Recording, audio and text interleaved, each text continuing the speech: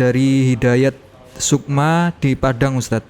Apa hukumnya memakai parfum yang mengandung alkohol, Ustadz? Ya, alkohol itu sebenarnya bagian dari khamr. Ya. Sedangkan Nabi SAW mengatakan, kullu muskirin khamrun wa kullu khamrin haram. Setiap yang memabukkan itu adalah khamr dan setiap khamr hukumnya adalah haram. Ya.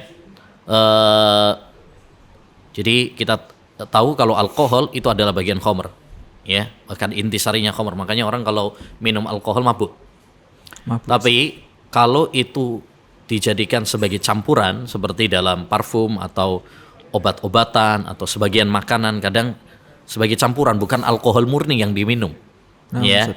Hanya sebagai campuran saja, maka di sini dilihat yaitu kadar dari alkohol itu sendiri. Kalau kadarnya itu sedikit sehingga tidak mempengaruhi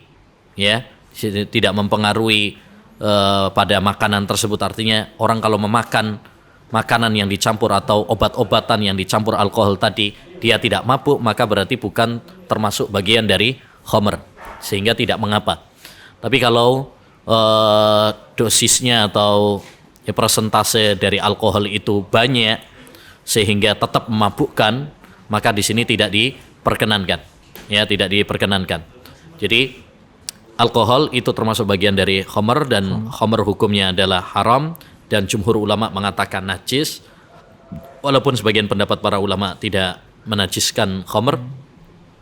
Adapun kalau dicampur maka dilihat dari kapasitasnya, takarannya.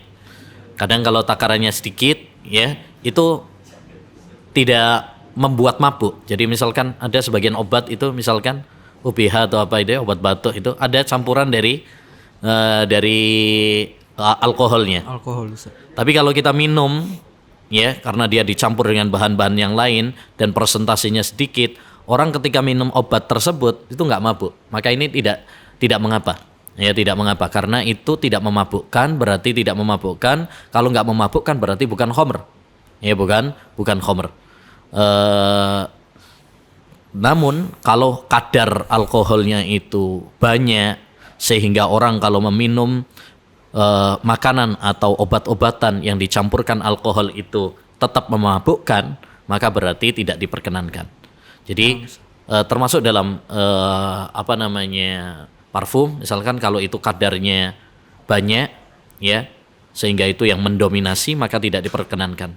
Tapi kalau itu cuma campuran sedikit, maka tidak mengapa insyaallah ta'ala menurut pendapat yang kuat, karena ada kaidah istihalah. Istihalah itu apabila ada benda najis tercampur dengan benda-benda yang lain yang suci, kemudian benda najis tersebut sudah hilang pengaruhnya, nggak ada, maka yang dimenangkan adalah yang dominan. Contoh laut, misalkan laut itu kan ada bangkai, ada benda najis yang lain, mungkin juga softtek wanita dibuang ke situ, ada bangkai anjing dibuang ke situ. Tapi karena air laut itu lebih yang banyak, sucinya lebih banyak, maka tidak terpengaruh dengan benda najis yang sedikit tadi. Begitupun demikian dengan tadi kadar alkohol atau yang ada pada makanan atau parfum atau obat-obatan, kalau itu persentasenya sedikit sehingga tidak mempengaruhi, tidak dominan, maka tidak mengapa insyaallah ta'ala. Tapi kalau itu lebih dominan maka nggak boleh. Wallahu a'lam. Nah, Ustaz, jazakumullah khairan. Semoga bermanfaat untuk penanya dan juga bagi kita semua.